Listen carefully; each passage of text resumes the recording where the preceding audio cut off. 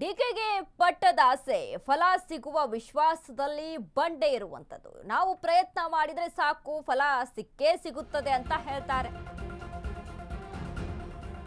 ಡಿಕೆಗೆ ಪಟ್ಟದ ಆಸೆ ಫಲ ಸಿಗುವ ವಿಶ್ವಾಸದಲ್ಲಿ ಬಂಡೆ. ನಾವು ಪ್ರಯತ್ನ ಮಾಡಿದ್ರೆ ಫಲ ಸಿಗುತ್ತೆ.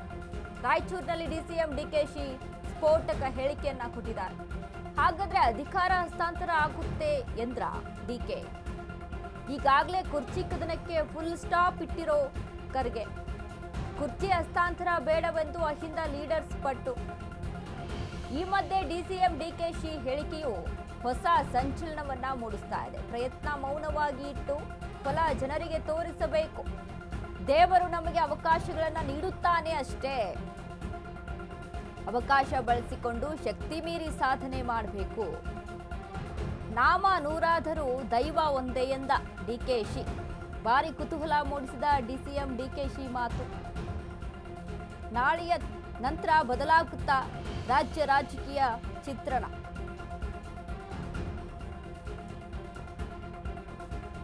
ಡಿಕೆಗೆ ಪಟ್ಟದಾಸೆ ಫಲ ಸಿಗುತ್ತೆ ಅಂತ ಹೇಳ್ತಾರೆ. ಪ್ರಯತ್ನ ಮಾಡಿದ್ರೆ ಫಲ ಸಿಗುತ್ತೆ ಅಂತ ಹೇಳ್ತಾರೆ. ಒಂದು ರೀತಿಯಾಗಿ ಅಡ್ಡುಗೋಡೆ ಮೇಲೆ ದೀಪ ಇಟ್ಟಂಗೆ ಮಾತಾಡ್ತಿದ್ದಾರೆ ಡಿಕೆ ಶಿವಕುಮಾರ್. ಮೌನವಾಗಿ ಪ್ರಯತ್ನ ಮಾಡಬೇಕು ಅಂತಾರೆ, ಮೌನವಾಗಿ ಕಾರ್ಯಗಳಿರಬೇಕು ಅಂತಾರೆ. ಫಲ ಏನು ಬರುತ್ತಲ್ಲ ಅದು ಮಾತ್ರ ಜನರಿಗೆ ಗೊತ್ತಾಗಬೇಕು ಅಂತ ಹೇಳ್ತಾರೆ. ಇಷ್ಟು ದಿನ ಡಿಕೆ ಶಿವಕುಮಾರ್ ಅವರ ನಡೆ ಹೇಗಿತ್ತು?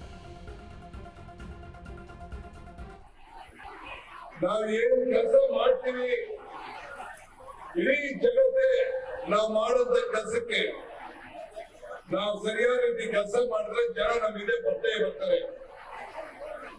ಪ್ರಯತ್ನ ರಹಸ್ಯವಾಗಿರ್ಬೇಕಂತೆ, ಆದ್ರೆ ಫಲ ಯಾರಿಗೂ ಕೂಡ ಕಾಣಿಸ್ಕೊಡ್ಬಾರ್ದಂತೆ.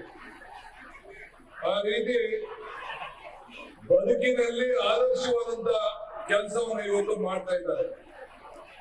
ನಾನು ಆಗಾಗ ಒಂದು ಮಾತು ಹೇಳ್ತಾ ಇರ್ತೀನಿ, ದೇವರು ವರನೂ ಕೊಡುದಿಲ್ಲ, ಶಾಪನೂ ಕೊಡುದಿಲ್ಲ, ಅವಕಾಶಗಳು ಮಾತ್ರ ಕೊಡ್ತಾನೆ ಅಂತ. ಡಿಕೆ ಶಿವಕುಮಾರ್ ಅವ್ರ ಒಂದು ಡೈಲಾಗು, ದೇವರು ಅವಕಾಶಗಳನ್ನ ಮಾತ್ರ ಕೊಡ್ತಾನೆ, ವರಾನು ಕೊಡಲ್ಲ, ಶಾಪನೂ ಕೊಡಲ್ಲ, ಅವಕಾಶಗಳನ್ನ ಮಾತ್ರ ಕೊಡ್ತಾನೆ ದೇವರು ಅನ್ನುವಂಥದ್ದು ಡಿಕೆ ಶಿವಕುಮಾರ್ ಪ್ರತಿ ಬಾರಿ ಈ ಮಾತನ್ನ ಹೇಳ್ತಾ ಇರ್ತಾರೆ. ಈಗ ಯಾವ ಅವಕಾಶವನ್ನ ಕೊಟ್ಟಿದ್ದಾರೆ ಡಿಕೆ ಶಿವಕುಮಾರ್ಗೆ? ಅಸ್ಸಾಂ ಎಲೆಕ್ಷನ್ ಜವಾಬ್ದಾರಿನ, ಈಗ ಏನಪ್ಪ ಎರಡೂ ಕೂಡ ಬೈ ಎಲೆಕ್ಷನ್ ದಾವಣಗೆರೆ ಮತ್ತು ಬಾಗಲಕೋಟೆ ಎಲೆಕ್ಷನ್ ವಿಚಾರಕ್ಕೆ ಸಂಬಂಧಪಟ್ಟನ, ಅಥವಾ ಏನು ಅಂದ್ರೆ ಸತತವಾಗಿ ಪ್ರಯತ್ನದಲ್ಲೇ ಇದ್ದಾರೆ ಡಿಕೆ ಶಿವಕುಮಾರ್. ಅದೆಲ್ಲರಿಗೂ ಕೂಡ ಗೊತ್ತಾಗ್ತಾ ಇದೆ. Back to back Delhi tour, high command ಭೇಟಿ, ಟೆಂಪಲ್ ರನ್ನು ಎಲ್ಲವೂ ಕೂಡ ಗೊತ್ತಾಗ್ತಾ ಇದೆ. ಮುಂದಿನ ದಿನಗಳಲ್ಲಿ ಏನಾಗುತ್ತೋ ಕಾದ್ ನೋಡೋಣ.